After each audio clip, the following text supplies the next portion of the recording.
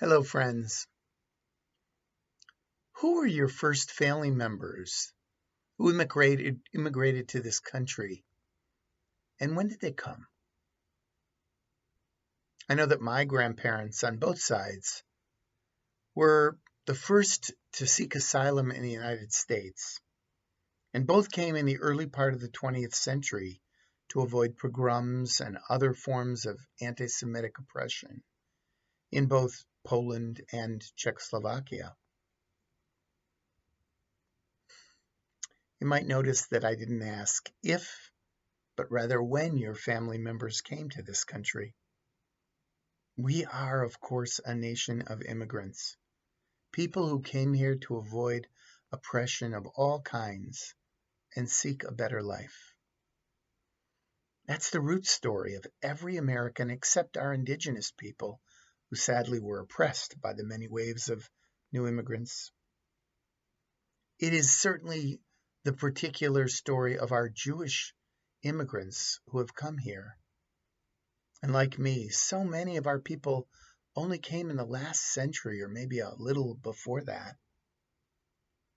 While we don't identify as such, we are all fairly new immigrants in this great country. So why do we have such a short memory? Why do we have so little compassion for asylum seekers who want to come across our borders today?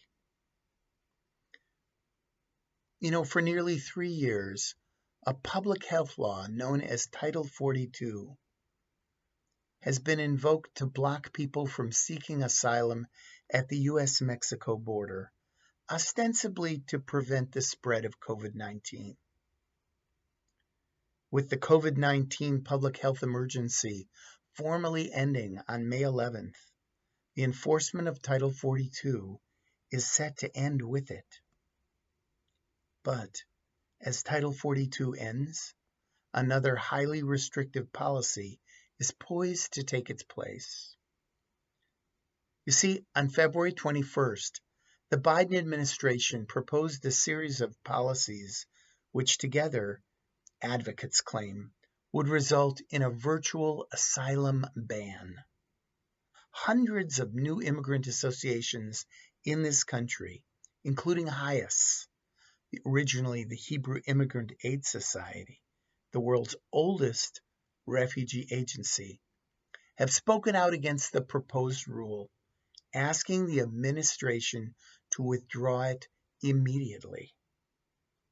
So why is this policy seen to be so egregious?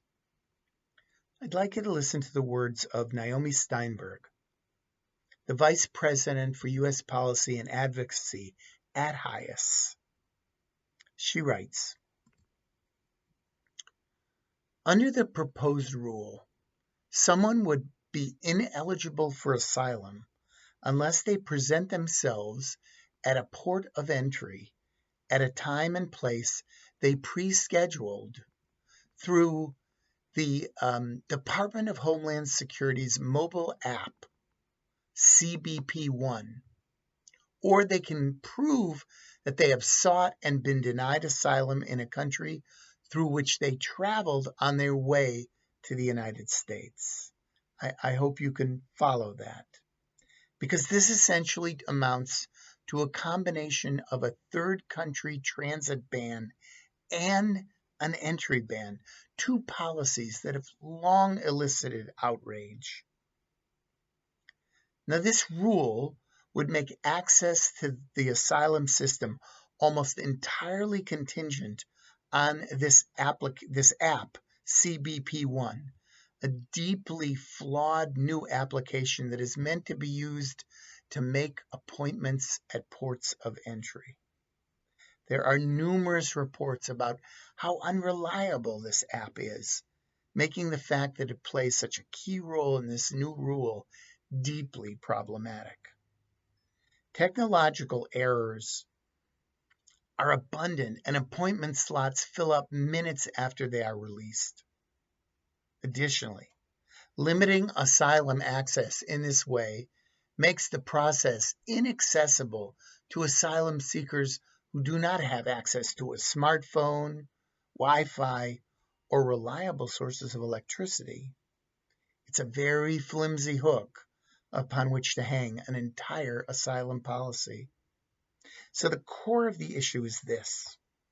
We are concerned that this ban will result in people being denied their legal right to seek asylum, regardless of the manner of their entry, sending many people back to extremely dangerous situations. Naomi Steinberg writes, and I quote, "It is a very flimsy hook upon which to hang an entire asylum policy," end quote. Many are concerned that this rule violates U.S. law because there is no basis in U.S. immigration law to support the rule's basic premise. U.S. asylum law protects a non-citizen's right to request asylum, again, regardless of how they entered this country. There are, of course, exceptions to this law through which someone might not be eligible for asylum here, including if the United States has a formal, safe third country agreement with a country where asylum seekers would be safe and have access to robust asylum procedures. However, none of that is in place right now. The countries through which people travel in the region simply do not meet these requirements. In order to make meaningful and positive changes at the U.S.-Mexico border, and with U.S. asylum policy in general, our country needs immigration reform legislation that respects both U.S. and international law, that ensures that people seeking safety can access a well-functioning, fair, and humane asylum system, and ensures that the United States is able to maintain our border security. So, HIAS has lobbied for legislation that envisions an asylum system that offers the following essential improvements.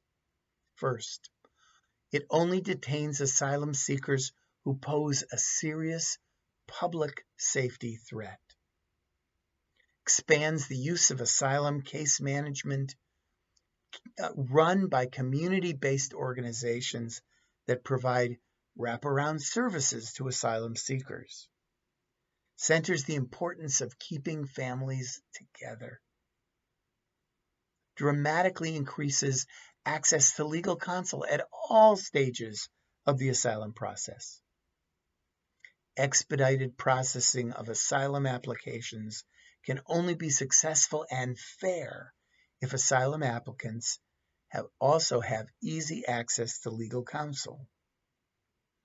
The last two are increases funding for reducing the massive asylum backlog, and finally, increases refugee settlement out of Latin America and the Caribbean. So, what happens next? After a 30-day period of public comment, ending this coming Thursday, May 11th, the Biden administration is expected to declare a formal termination of the COVID-19 public health emergency, which will also, of course, end the implementation of Title 42 along the U.S.-Mexico border. If the administration does not withdraw or modify the proposed rule, there is an anticipation that the asylum ban will go into effect on Thursday. At that time, it will remain to be seen how it will actually be implemented in terms of the actual use of exemptions. It's likely that organizations such as the ACLU will initiate lawsuits to end the rule should it be implemented. Now, HIAS has helped organize a national Jewish clergy letter and an open letter from clergy, which I have signed and many of my rabbinic colleagues and friends have signed. It's important that we stay tuned into this policy and its implementation because it is being done in our name, please consider contacting or writing our Congress members to ask what their position is and express your concerns about this onerous policy that seems likely to, in effect, operate as an asylum ban. We would not be here if this had been in place when our grandparents, great-grandparents, and even some of our parents sought asylum. It is disingenuous and immoral to profess empathy for our asylum seekers and then say, you have to seek safety elsewhere. Don't come here first. Let's listen to the wisdom of our Jewish tradition and let's tune into our conscience. So, my friends, stay safe and be well. Shalom uvracha, peace and blessings.